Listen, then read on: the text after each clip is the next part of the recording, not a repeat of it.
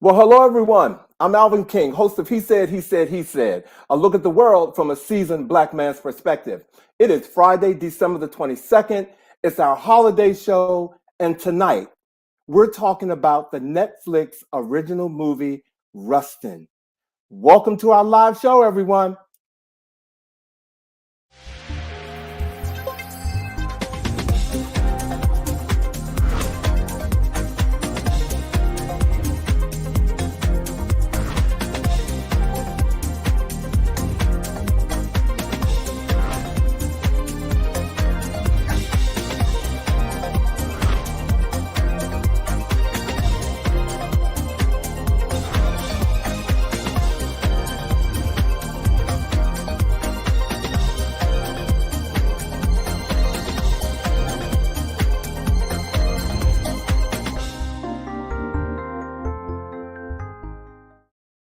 Well, hello again, everybody. Welcome to our live show tonight. We are so excited about everyone being here, and I cannot tell you how excited I am for this show tonight.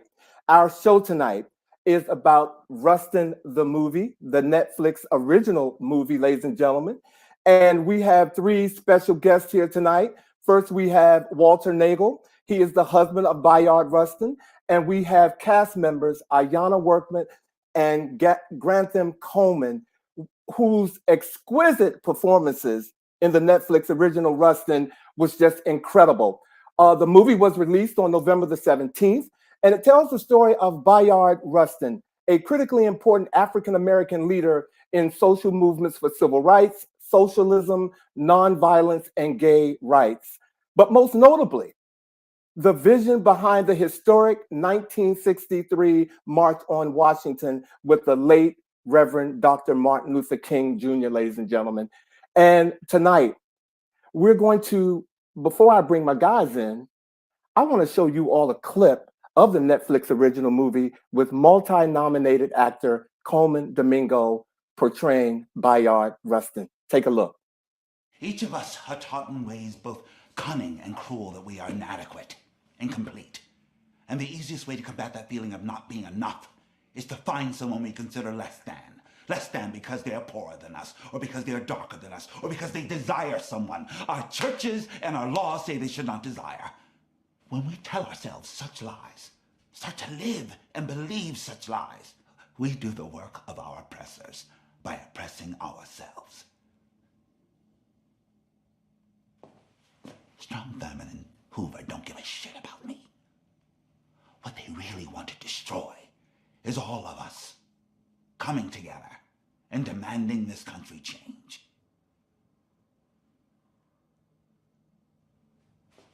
Are they expecting my resignation? Some are, yes. Then they're going to have to fire me, because I will not resign. On the day that I was born black, I was also born a homosexual. They either believe in freedom and justice for all, or they do not. Ladies and gentlemen, please welcome my co-host to the stage, Vash, Boddie, Bobby Edwards.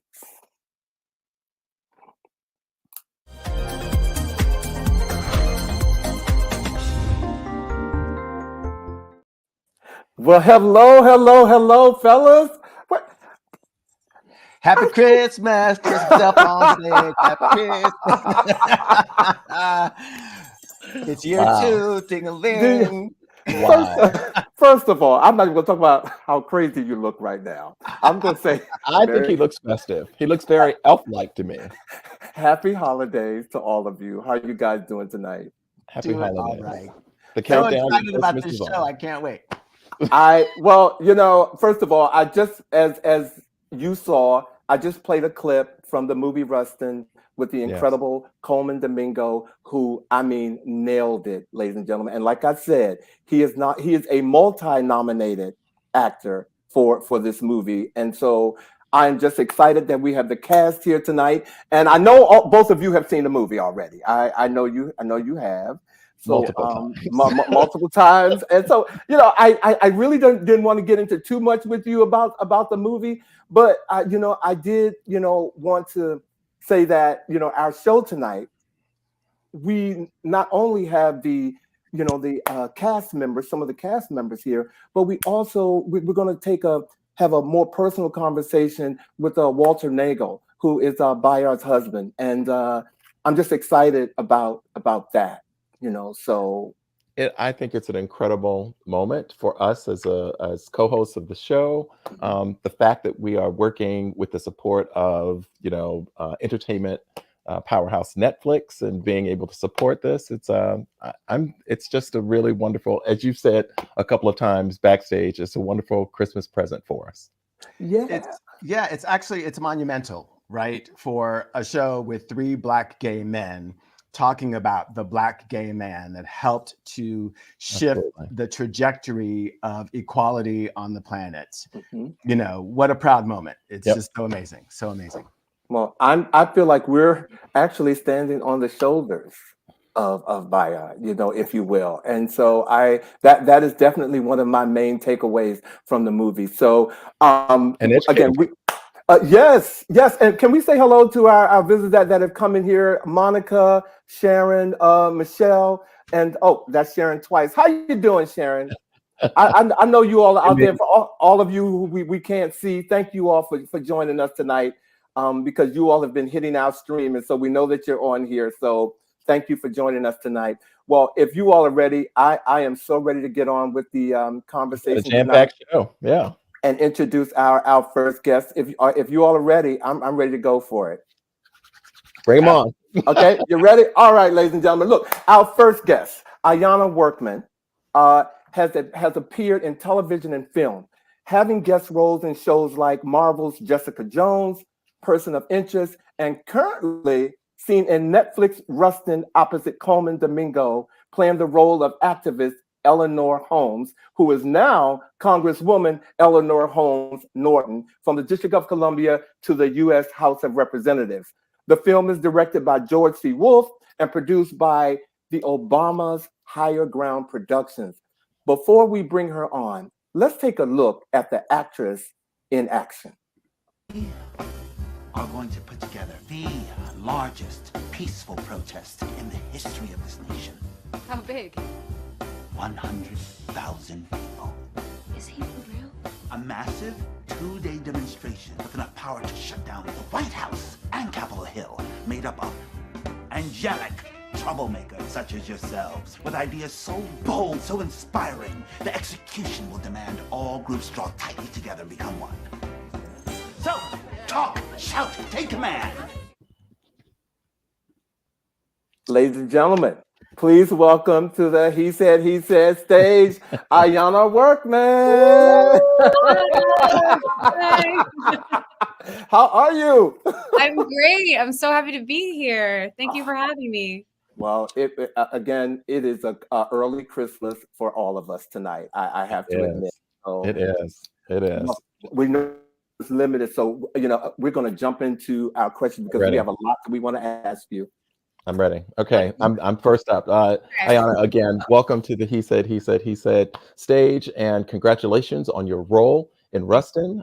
You are playing someone that is near and dear to my heart. I'm a Washingtonian, so I know Eleanor Holmes Norton. I've had the opportunity. Alvin is also a Washingtonian. We've had the pleasure of being in her company. And so I would love for you to share with us what you learned about her role actually in the March on Washington. I mean, so as you all know, I mean, I don't know if everyone like watching this knows, but Eleanor Holmes Norton is one of the most incredible women, I think, to exist. She's a hero of mine. At the time, she was a young law student. So she was just working boots on the ground. She was also a member of SNCC. And during the summer of 1963, she was actually in Mississippi helping get Fannie Lou Hamer out of jail and also touring around Europe. So she was really, really working to make a difference. And one day she gets a call from Bayard Rustin himself. And he calls her up and he says, "Hey, I have this crazy idea. I'm going to create this March on Washington in 8 weeks. Do you want to come join me?" Eleanor got on a flight up to Harlem, said, "Let's go." And then she got into the offices and she was with a bunch of angelic troublemakers, as they call it in the film, You like which is a that? bunch of very, very young, 20-year-olds fighting to create this thing happen. So this wouldn't have happened if it wasn't for them. Well, anyone who knows her would believe that is totally Eleanor Holmes Norton, that she would jump right on that plane. I mean, I got a chance to meet her as well, actually. And her tenacity, her spirit, her intelligence and her fight and drive is the reason why she is the person she is today, but also the reason why like the march happened, because there was just a bunch of minds like that, coming together to create this thing. Great. Thank you. Wow. Yeah. So as an actor myself, I love to play new roles because I don't like to have anyone be able to compare me to anything else. As an actor, what is it like with his green hat on? Right. You know what I mean? I couldn't tell. Forge your own trail. What is it like to play someone who not only was real, but is still alive? Yeah. I am actually the opposite of you. My whole life, I've wanted to play a real life person. Ever since I was very young, I think I had like some things that I wanted to tick off in like my career of like what I wanted to do. And there are still some people I want to play, but I've always wanted to play someone who was alive, where I could, have material of things that I could watch from them, or books that they've written, and kind of give honor to a person that has existed and tell a story that has actually happened, because there's so many stories in this world that need to be heard and need to be told. So I was really excited to do it. It was a dream of mine, but I'm not going to lie and say it wasn't incredibly scary, because I also there's a pressure, right? Like you want Eleanor to see this and to, feel honored and feel like I did her justice. So I definitely was nervous, but I think honestly, the process with George C. Wolfe and getting in the room, and we were all playing real life people. He very much took the pressure off of this isn't a caricature. This isn't we're not trying to copy these people. We're trying to do the research, honor who they were, but also make it your own. And that freedom that he gave us the first week we had rehearsal kind of allowed me to take the pressure off a little bit. And then I did end up meeting her, but I didn't meet her till after, which was also kind of nice, because I wasn't having that, pressure in the beginning. I just met her after, and she saw it, and she was very complimentary of my performance. So that meant a lot. Nice. I haven't met her, but I got to believe that your portrayal was way cute. And she was like, I look that good. Well, Yeah. I am not going to lie. I just saw her maybe about 6 weeks ago because of the work that she's doing in my community. We I live in Washington, D.C. So at Walter Reed, we're opening a whole bunch of housing projects. And so she's pretty much spearheading that. So she is very much on the ground doing what you portrayed her as in your role as Eleanor Holmes. Yeah. So, my church just a couple of weeks ago. Yep. It's incredible. It's incredible. So this question, you kind of answered it, but I still want to ask this question. Did you know of Eleanor Holmes Norton before you took on the role? I have heard of her name. The same way I knew of Bayard of the name. My father is a bit older. He's 87 now. So he was around a lot of what was going on at the time and even before, and his family, the Workmans, my namesake, were incredibly politically active. So it was definitely a part of the conversation, but I didn't know everything I know about her now. Right. So once I got the script, when I did the original, the original audition, I started Googling her, and I was like, oh my gosh, this woman is incredible. And then once I got the role, I bought her book. I started researching everything, and then I got to know more about her. So, well, okay, thank you. Well, tell me, being that you've done this role, why is it so important that people to know the story of Bayard Rustin? Okay, so obviously what happened back then was incredibly vital and incredibly, life-changing for all of us in terms of this march in Washington, changed the course of history. But unfortunately, there's still so much work to be done. in this country and in this world. And I think that this story directly reflects what's going on still to this day. There's still a civil rights movement going on. There's still so much injustices with Black people, with women, with LGBTQIA community, with trans people, with everything, with all those kinds of communities. There's still so much change to be done. So if somebody sees this movie and first of all is inspired by Bayard and inspired by what he's done, and if a young LGBTQIA person sees him and says, oh, if he can do it, I can do it, that is everything. Like, that's enough. But also just to remind us that there's still so much work to be done. I think it's incredibly relevant and also educational. A lot of people don't know who Bayard was. Right. He was marginalized in the history books because he was openly gay. And so I think it's just an incredibly important movie to be happening right now. Thank you. Thank you. Thank you. And there's such an incredible, I mean, from the beginning of the film, what's so incredible about it is you see that there was more unity in racial communities coming together for equality. And that's really important, I think, for people to see in the movie as well. Yeah. Absolutely. Now, when we have guests on the show, obviously we want to focus on their projects and things they're working on, but we also kind of like to get to know you a little. And through some homework, we found out that a while ago, you had an impromptu performance with tap dance great Savion Glover, overall entertainer. Fortunately for you, we do not have that clip. Fortunately, yeah. Can you imagine? Well, we can, but we would like to kind of get from you, what do you remember most about that opportunity? You were pretty young, and obviously you weren't accredited at that point. So I was like 3 years old. I was super young, so I don't remember much other than what people told me. I just know that I was in the audience apparently, and I had my tap shoes with me. I don't know why. I have no idea how they stay ready. You don't have to get ready. Isn't that what they say? Yes, exactly. I somehow had them, and my mom had them or something. And then he was performing with my father, I believe. And then somehow I was kind of, asked to come on stage. And then 3-year-old Ayana was just tip tapping with Savion.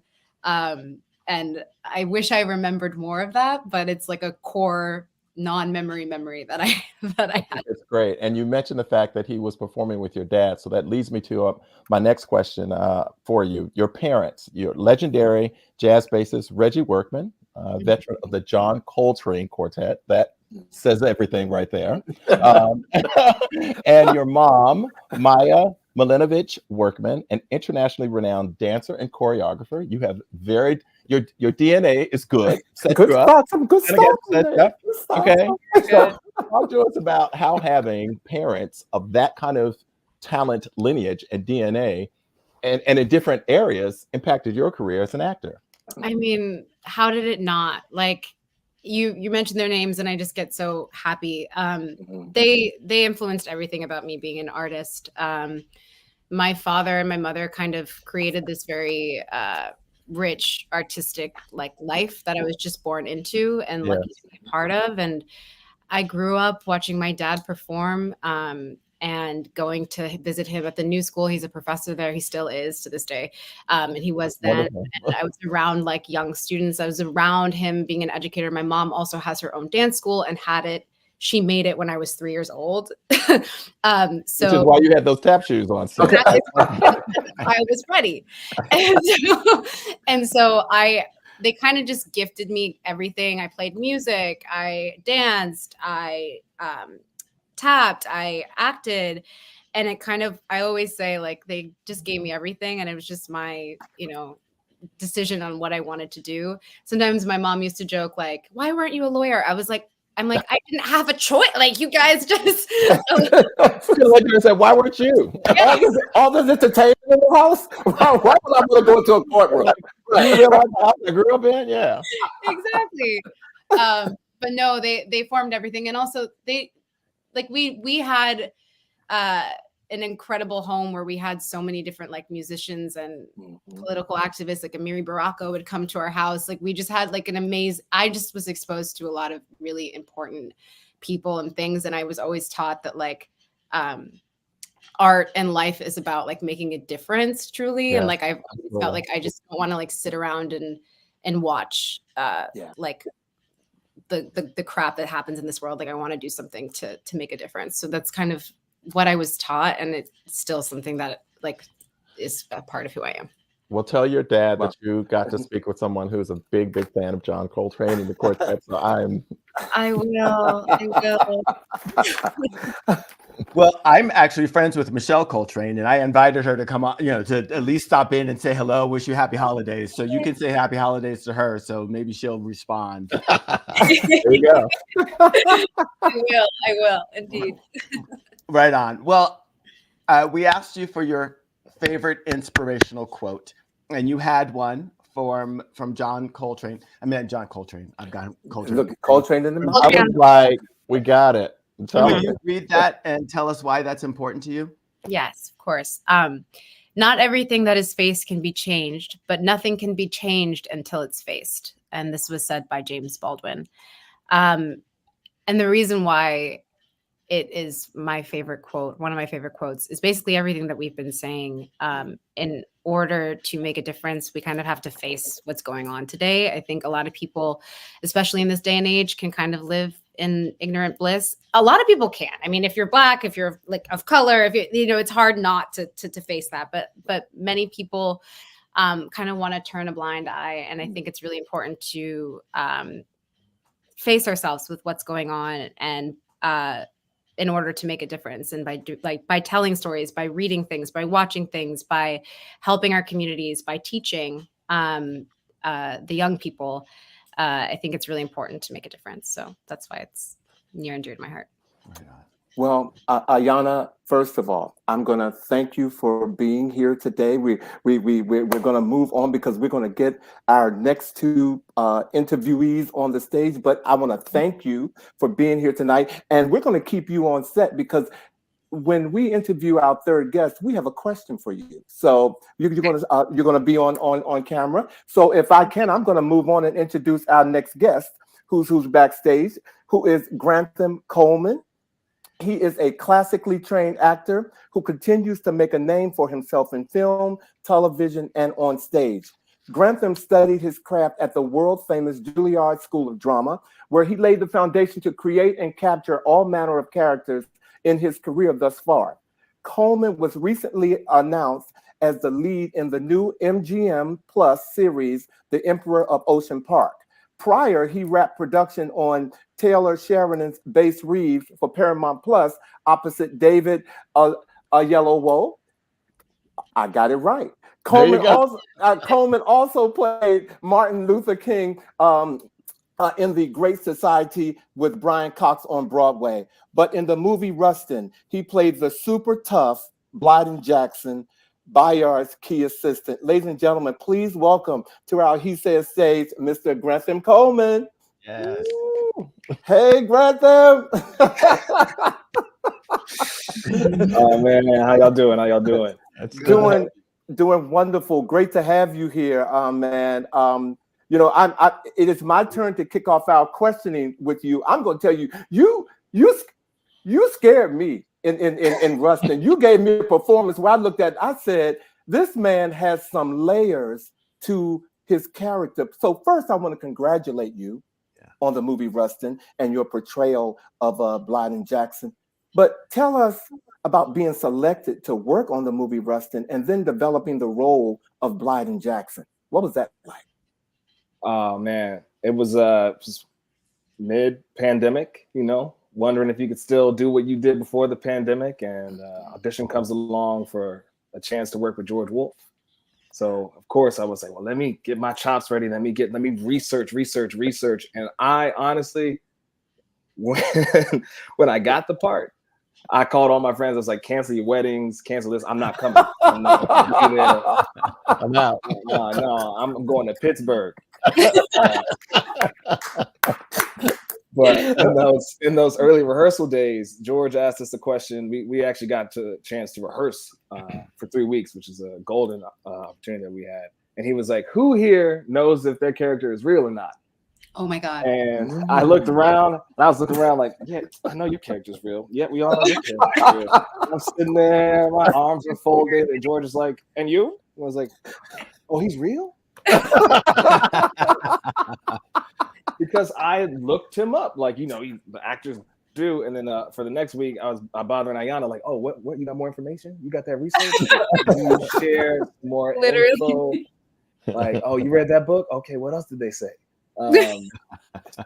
So it was definitely a process, but there were so many great people to work with, and so many people that did know the history that, like, because I focused all my mind on Martin Luther King. You know, I was like, oh yeah, I know him.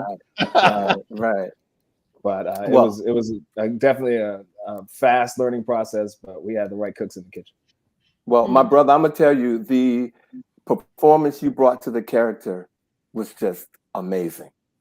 I gotta say it. Like I said, it was layered, and you took me from one emotion to another. So again, congratulations. Job well done. Yes. Yeah, and it was great to watch you have an arc, right? From the party where Bayard was wearing a shirt very similar to this one. Oh Lord, Lord, oh Lord, oh Lord, oh Well, Lord. you gotta let your clothes speak for you. Oh But Lord. Your guys are hilarious. So I do want to know, what did you know about Bayard and the March on Washington for Jobs and Freedom before working on the film? I did know quite a bit. A couple years ago, I did this show called Great Society, which he referenced in that beautiful biography. I mean, I never had a better bio. Could you do that when I go anywhere? It's just like, let people know. You can have it on your phone. Thank you. People know where I got the chance to play Martin Luther King. So I went deep into the research. I read a lot of his books. And like, you know, when you get to the march, at this point, like the nation was kind of split on whether we liked Martin Luther King Jr. or whether he was a criminal, whether the FBI was right or whether like the culture knew that he was actually doing stuff for us. But you had another split between him and Malcolm X. So learning all the different facets and sides about where did we stand as a people and who was our heroes, who were we following at the time, you start meeting all the other greats like, oh, okay, Stokely Carmichael. Oh, okay, Bayard Rustin. Oh, okay, who are all these people that we reference in the book, but you know, there's not a Wikipedia page to click on them at the moment. So I learned a lot about all the people that were kind of behind the march, and the reason why, you know, we say the March on Washington, but like it is the March on Washington for Jobs and Freedom, which is also kind of glossed over because, as we know, King and Rustin did a lot for social welfare as well as not just our community. The role you play is kind of like the lieutenant general, the sergeant of arms, if you will, with Bayard. Tell us, so given that role and given some of the research you had to do on some of the other characters, what was the great takeaway about Bayard for you? That to really be nonviolent when things are hurled at you is not only a remarkable level of courage, but it's completely difficult, and I don't know if I could do it myself. So what I learned about Blyden was, oh, here's a man that was in the middle, who, when it was time to be with the nonviolent people, you know, that's what we're practicing, that's what we're doing. But he would be the first to step out of it and say, like, oh, but I'm not nonviolent. So to learn about Rustin and learn that King got that from him. Like I know we've all seen the film and the scene where he's like, there were guns under the bed.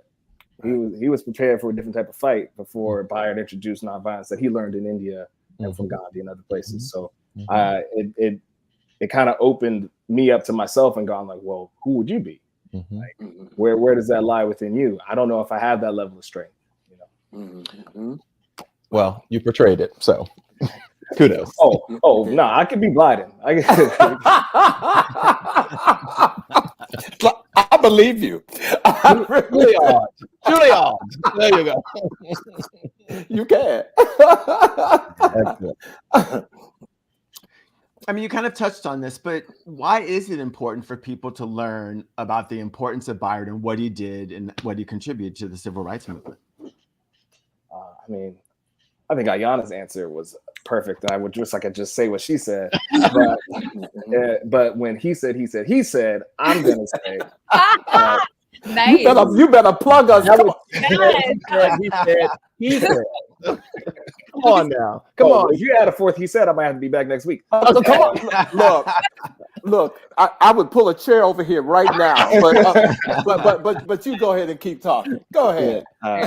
No, I think it's important to know that these ideas, weren't just made up one day. That we need to fight for justice, and that we need to fight for everyone, that even though they don't just look like us. And there needs to be ways and practices that we can champion justice for people that are overpowering in ways that violence and name calling, all those other things aren't. And so to know that there is like not only a history of like, oh, okay, Dr. King's connection to Gandhi was literally one person away from Bayard Rustin, and all that history of actually trying to champion and fight for people has always been, hand in hand. It's not something that you could just make up one day, but you can go and learn how did they do this then. We might need to do some boycotts today. So in the film, your character has a really big arc that we get to see. There's two characters. Well, there's three characters that really have that arc that we get to see, where you're at the party and you meet Bayard and you are not necessarily the most pleasant person, but then all of a sudden you are so in the movement. We don't see that transition. Yes. What was that transition like for you? Like, how did you get that? Like, in your mind, what was it that made this character go from here to there? I think it was Bayard, knowing who he had on deck. Like, I think in the movie, Blyden is used as the confrontational warrior, the person that's not afraid to say something, and it might be the worst time, and that's the best time to say it. So Bayard, knowing who does he have on deck, who can he call, he's like, oh, I need to make sure these cops are ready for the things that could happen to them in DC. I know the perfect person that can say some stuff to rile people up. Right. Because I don't know. I mean, we've all seen the movie. I don't want to ruin it if you've never seen it, but you should have seen it by now. That first scene. No, it's true. That's why when this show is over, you need to be turning it on. Turning it on. Yes.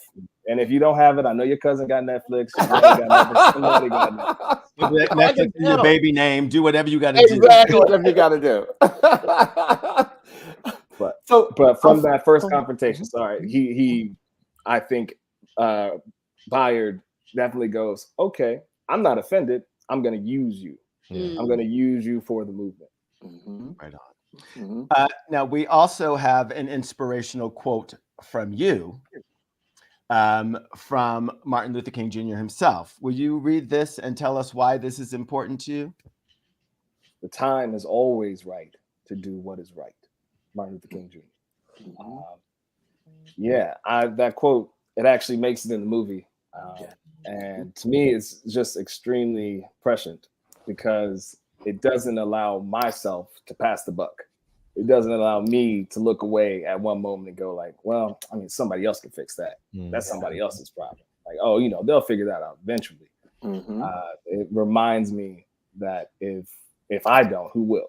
And if you don't, who will? Because if you let this time go, you might not have another to do what is right. Wow. As I said before we came on, ladies and gentlemen, I have seen the movie so many times. So I'm telling you all to go and see the movie. Borrow someone's Netflix account if you don't have it, but go ahead and see the movie. And I said I'm going to quote some of the lines from the movie like I have done from The Color Purple over the last 40 years because the movie is that good. Yeah. And that was a moment. Grantham, we mentioned earlier that you are indeed a trained thespian of the Juilliard School of Drama, and we want to again applaud that. There have been a lot of talk about AG and the whole thing with artificial intelligence, creating and robbing, I think, actors and actresses and so forth of their talents and gifts and so forth. Can you tell us a little bit about the importance of the training that you've taken on and how it prepared you for the accomplishments of the day? I think school is one of those things that you can always get what you put into it out. My mom's an educator, so there was no way that I was just going to LA and trying to be an actor. She was like, no, you're going to school. So I was like, can I compromise? Like, hey, Julia. And what a compromise that was. As an educator, I'm with your mom, so yes.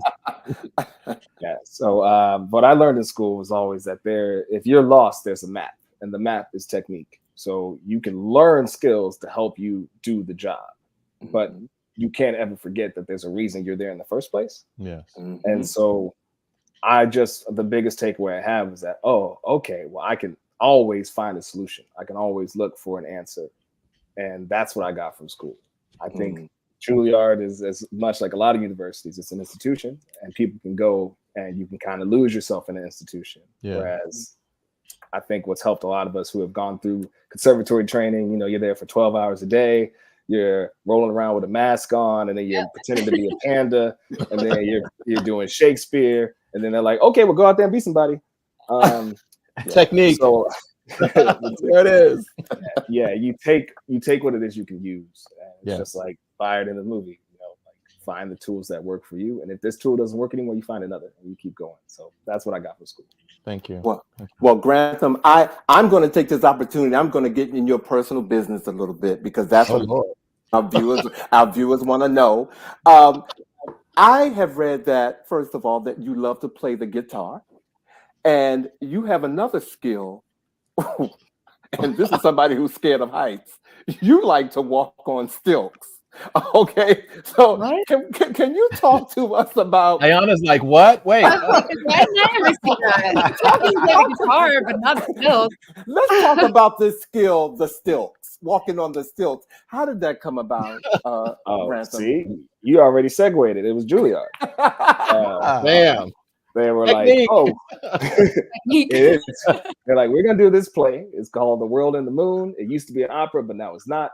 Yeah, you're going to be this guy and you're going to be on stilts. And I was like, excuse me, I don't know stilts. And they were like, no, we're going to do lessons. You're going to learn. And it's fun. I mean, I think it looks a lot harder than it is, but really it's just basically doing like the cha-cha or salsaing. Like you just kind of have to keep your lower half moving and keep in steps. That's why I just want you all to look at Vash. You were doing that, Grant. Sitting in Philadelphia, cha-cha. Look, always bringing a new skill in. Always. And all I'm thinking is Alvin would look like roadkill. Okay, so I couldn't imagine. But when I read that about you, I had to see how did that come about, because you don't read about too many black men on stilts unless you're in. I have gone to Jamaica or gone to Carnival and I've seen it, but in the United States I don't see it quite often. Gotta say no. Well, there's a reason you don't see them stop moving. That's why they keep on moving where they're going. So they don't stop, because once you stop, you got to keep it internal. You got a body rock, so it's easier to keep dancing to stay up. Do you still do it? And is there video of it? Can you share? Will you send us video so we can share with our audience? I mean, they have a video. I don't even have a video. Don't do it. If I fall off some stilts, a lot of people gonna be angry right now. I can't. Okay, okay. How about that? Well, you got commitments now. Grantham, again, I know you're going to stick around, but I have one more question. What's next for you? What's next that we can look forward to Grantham Coleman doing? Right now, I still have a series called Raising Canaan, Power Book 3 that's airing. Episode 4 starts tonight. And next up, I'm working on this show called Emperor of Ocean Park, based on the book by Stephen Carter for MGM Plus. And I play Talcott Garland, who is the quote unquote lead, and it should be a wild ride. Wow. Okay, well, ladies and gentlemen, you all heard it. And now, again, Grantham, I want you and Ayana to stay here because I'm going to introduce our next guest, ladies and gentlemen. And we've had him here before, and he has taken the time to come back again. Ladies and gentlemen, our next guest is Walter Naegle. And Walter Naegle is Bayard Rustin's husband, and he was his husband for over a decade. He's the executor of Rustin Estate. He directs all small private foundation and works with groups seeking to lift up Rustin's name and accomplishments. He is one of the first LGBTQ partners to accept a Presidential Medal of Freedom on their partner's behalf. Ladies and gentlemen, please welcome back to the He Said stage, Mr. Walter Naegle, please. Yay! Hey, Walter! Thank you. Thank you for coming back. And Walter, the reason why the three of you are here is because we decided that we wanted to ask you all a question. Just one question, and have all three of you share your answers to this question. But before we do that, we want to play one last clip from the movie Rustin. On the day of your march, the entire DC police force has been mobilized. Along with 500 reserves, 2,500 National Guard, 4,000 Army soldiers, and per orders of the Pentagon, 19,000 troops. Well, I hope you'll have something for them to do, because they will not be needed here. And whoever has direct dealings with Mr. Hoover, let him know that on August 28th, black, white, young, old, rich, working class, poor, will descend on Washington, D.C. And there's nothing he can do to stop it. Woo. Now, see, I'm not mad at that. I actually wanted to be on the screen when he was doing it. I really wanted to be on set. I think I would have just cried. Instead, but I'm a professional, so please hear what I said. I am a professional. But, ladies and gentlemen, and to Ayana, Grantham, and Walter, this is the question that we want you to answer. And we'll start with Ayana first. What is a powerful part of the film that you wish most will take away after seeing the movie?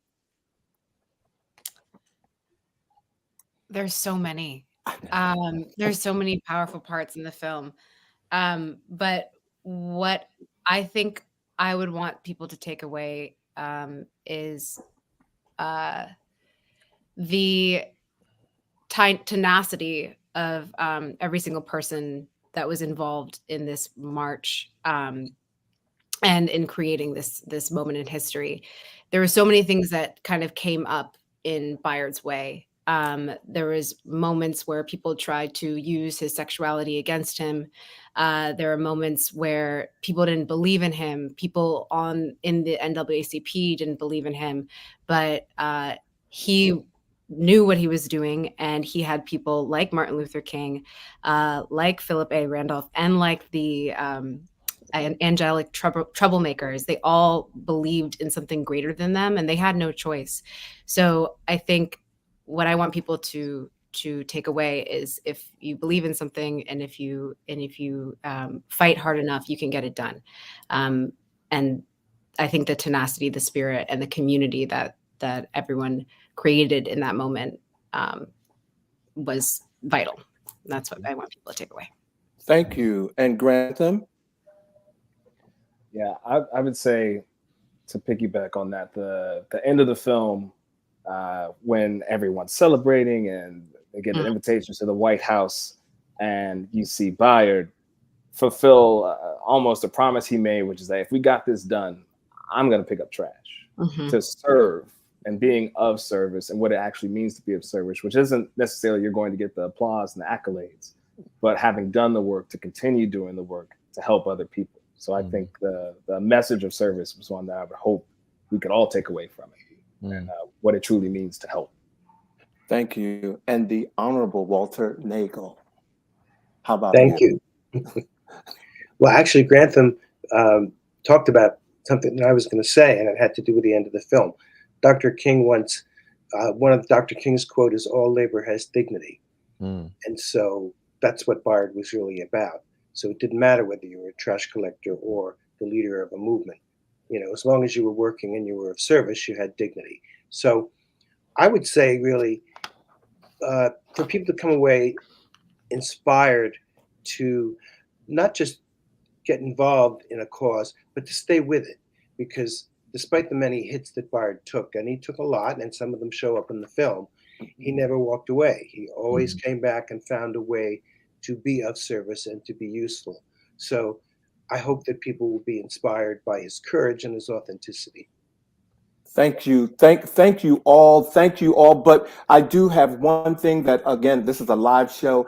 I have to extend an opportunity for Ayana to let us know what is next for Ayana Workman.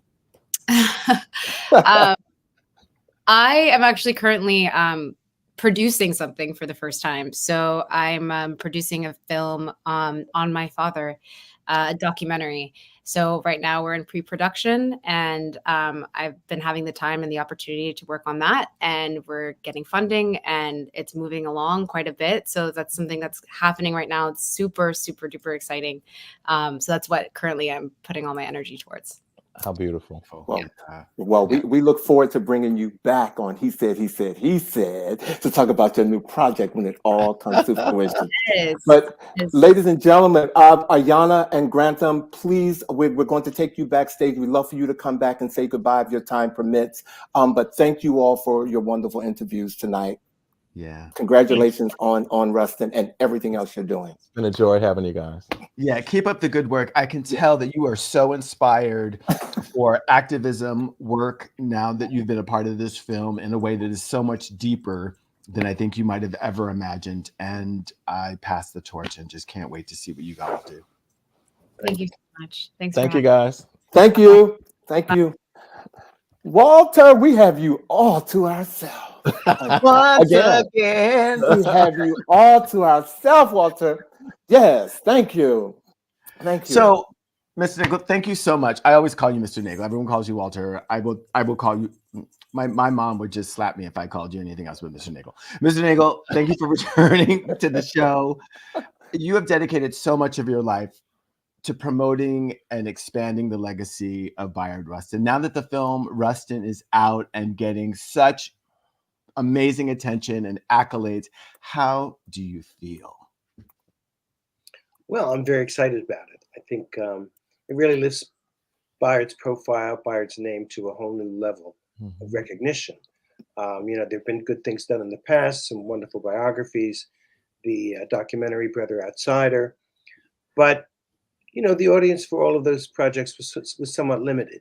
But when you have something done on a major media network like Netflix, you know, when it dropped on November 17th, it was immediately streaming into something like 174 countries.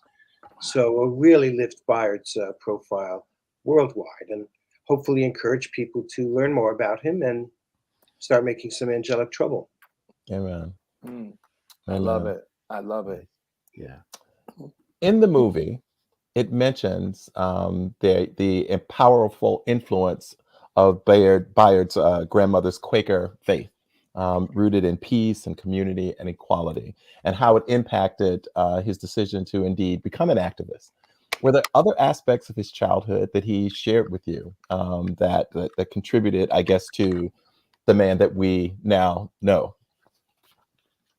Oh yeah, there were a couple of things, certainly. You know, the things that your parents and your grandparents teach you, you know, you hear them, but until you start acting them out, they don't really stay with you necessarily. And given the community that Bayard was raised in, it was an integrated community, but there was a black side of town and a white side of town. But Bayard's high school was integrated. So he became very comfortable being around people that were not exactly the same as him, and he had a lot of white friends. Part of the reason was because he was a very talented athlete, and so they were all teammates together. So they wanted to do things together after school, and his first arrest really was he wanted to sit with his friends in the theater, the movie theater in Westchester, and he was told to go upstairs and sit in the balcony, and he refused to do it. So he took those teachings from his grandmother about being yourself and standing up for justice and started putting them into action at a very early age. Well, again, as an educator, you know, I want you to know that I think I mentioned the last time you were on the show, I traveled to Westchester for the holidays. I have a very dear friend who lives in Westchester and was driving around. And when I saw this school that was named in his honor, I literally stopped and I took a picture of it because I was so deeply moved to see that that school, this beautiful brand new facility, bore his name. So again, this was a very special moment. Bobby, I'm going to dovetail on that before you go in. I think that people, now that this film is out, are going to find that Bayard is really way more widespread in our community. My cousins live not that far from me in sort of, you know, what is not quite Mount Airy, but close to it. The street right next to them is called Bayard. They had no idea why it was called Bayard. Amazing. But there it is. So I hope people really see that Bayard has a place and is, you know, all around us and can absolutely. appreciate it. Absolutely.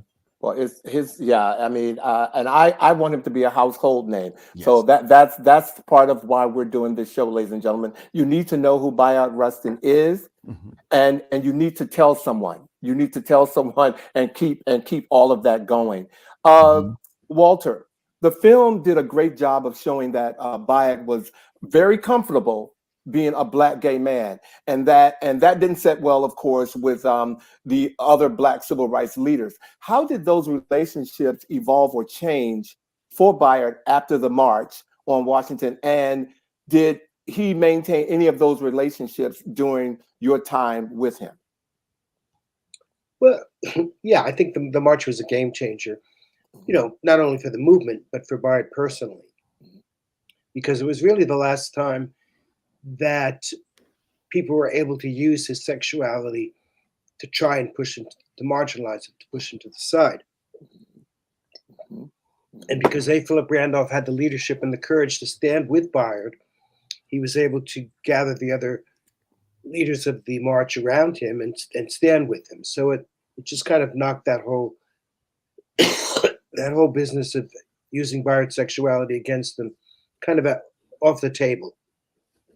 So after that, and when he founded the A. Philip Randolph Institute, he became more of a, I guess you could say, more of a mainstream civil rights leader, if you will. And he maintained very good relationships with, of course, Whitney Young for the National Urban League and Roy Wilkins from the NAACP, Dr. King, of course, until his death, Mr. Randolph, and certainly John Lewis of SNCC. So he became a figure that was more mainstream, I guess you could say, and was on good terms with pretty much everybody. One of our viewers specifically, who obviously has seen the movie, said he'd love to know if Adam Clayton Powell's, if his what do you call it? His demeanor, if he changed, if he changed in the way he felt about Bayard. That's an interesting question. I can't say that I know, but I will say that I think Bayard understood Adam, and I don't think he believed that Adam had any personal animosity towards him. Certainly not because of his being gay. Adam was quite a womanizer, I guess you could say, himself. So it wasn't that he was trying to hold Bayard to a higher standard. But I think it was about politics. I think he felt threatened. His power, as they say in the movement, he was being threatened by these younger people coming up, and so he was a little uncomfortable, and he needed to make an adjustment. He ended up wanting to speak at the march, but there was a policy that none of the politicians would be able to speak. This was about people coming and telling their political leaders their demands and what they wanted. And later on, when Adam was censured by the Congress in, I think it was 1967 or 1968, for some of his own shenanigans, Bayard stood up for him. Bayard didn't hold any grudges, didn't hold any animosity towards him, because he felt, he certainly felt that part of the issue, part of the reason Adam was being censored was because of racism. And so he felt that Congress was exhibiting a double standard, that there were other congressional people who had done similar things and they were not being reprimanded. So he stood up for Adam. Very Bayard thing to do. Wow. Wow. He was for justice. Yeah. First and foremost. Whether it was for him or for somebody else. Right. And as he said, either you believe in freedom for all or none. Exactly. Yeah. Exactly. Well, one of the things that I just love about the film is what feels like some shedding of light into the complexities of the relationships that Bayard had with various people, and obviously that of Martin Luther King, and that whole and Coretta as well. I had no idea of his connection to her, in addition, and the relationship she shared with her as well. But one of the things that I loved was this notion of Ella Baker pretty much saying to them, like, that Bayard, you have this skill that Martin doesn't have, and Martin's going to bring people because he's Martin, and you both have these individual gifts, but collectively working together, you will be able to do extraordinary and great things. A force. A force, a tour de force, actually. Of course, yes. So can you share with us, get just your take on the complexity of that extraordinary relationship between Bayard and Martin Luther King Jr.? Well, first I'll say that I found that to be one of the most moving scenes in the film. Audra McDonald did a great job as Ella Baker. Yes. It was a complex relationship, and part of it had to do with the age difference. Bayard, of course, had much more experience than Dr. King, and Dr. King had a theoretical knowledge of what nonviolence was, but he hadn't had the practical experience that Bayard had developed in the 40s and in the early 50s. And so the two of them coming together did create a dynamic force. Bayard was a great speaker, he was a great writer, but he was not a preacher. He was not an orator. And of course, at that time, the movement was largely based in the South and in the churches of the South. And so the response that you would get to a Dr. King speaking was quite different than you would get from Bayard. So, Bayard could work with Dr. King and help him write some of the speeches, and Dr. King would deliver them in a way that would just mesmerize the audience and bring them to their feet. So it was a sort of a complicated, sort of symbiotic relationship. They were better together than they were each of them on their own. Yeah. I love that. Yeah, I like that a lot. So with what's going on politically, what do you think Bayard would think about the current issues and the upcoming 2024 election? Oh, jeez. Wow. It's a big leap, but I just got to know. Wow. Okay. Well, yeah, I mean, I'm going to take a sip, Walter. You go. I was going to say, Lord, we need him now. Okay, yes, we do. Exactly. We're all taking a sip. Let's take a sip. Yeah, I think of course, he would tell people, get out there and vote, get out there and organize, and get out there and challenge all of these forces that are trying to marginalize people's votes and keep people from voting and redistrict so that you don't have, majority black districts and things like that. You have to really stand up for the democracy. Otherwise, I think it's something we've taken for granted for so long that we didn't realize it can be taken away.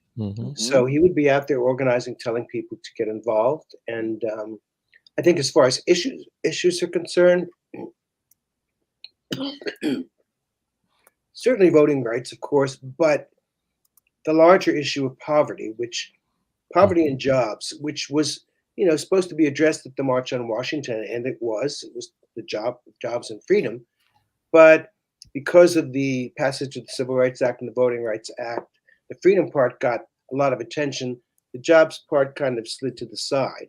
And here we are 60 years later with, still a great gap, income inequality in this country. And it's something that we need to try and solve and uplift everybody and get people proper, good education, good health care, good housing. So he would be very concerned about the issue of poverty.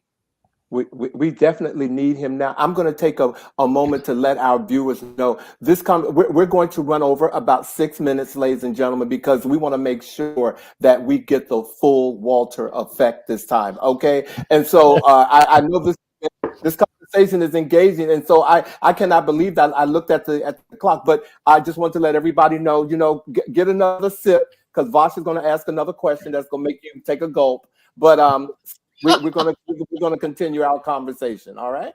So thank you. I just wanted to say that. I'm sorry, Vash. I didn't mean to do that. No. I mean, I appreciate that because I just want to continue on with the answer that you just gave. What do you think his ideas would be on creating democratic change? Well, I think it starts with organizing, and I think organizing starts at the local level.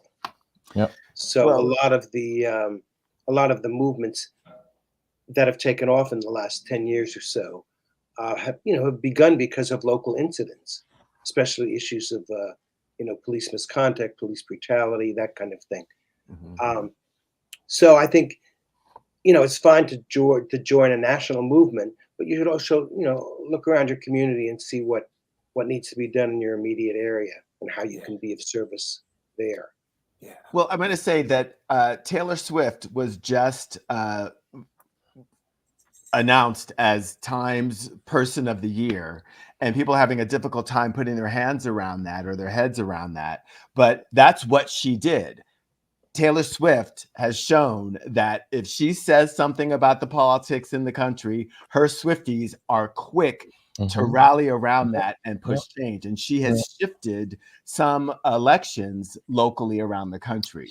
What you just said is why she was voted Person of the Year, because of that political engagement that she can rally. Well, that's impressive. Yeah, Walter, I just wanted to ask, there have been a number of publications in the past that have been written to try to educate and inform people about Bayard's life and history. Are there any recent publications that we might be on the lookout for? Yes, actually, there is a fairly recent book called Bayard Rustin, A Legacy of Protest and Politics, which consists of a series of essays by different people, scholars, academics. I have a chapter on Bayard's grandmother and her influence on him. That's edited by Michael Long, and that's came out in September. Came out just after the March anniversary. And you said A Legacy of Bayard Rustin, A Legacy of Protest and Politics. Okay, thank you. Published by New York University Press. We're going to put it up under you once we get it up. Please, Bobby, type that in there. Thank you. Legacy of Protests and Politics. Yeah, I could hold up a copy if you want me to. Got it. I'd have to get up. I'd have to get out of my chair. Thank no, you stay. Yeah, we're going to make sure that we're going to do that. Michael Long also did a book called More Than a Dream: The Radical March on Washington for Jobs and Freedom, which came out right at the end of the 60th anniversary of the march. That is a book mainly for middle to high school students, but an adult could read it and not be talked down to or not be bored.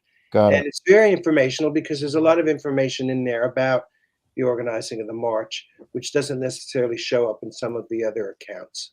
A lot of pictures, a lot of good information. So there's several new books out about Bayard. Thank you. Well, Walter, before we let you go, we've heard this phrase a few times. I have to admit, Ayana said it, and it just sounds so beautiful coming from her mouth.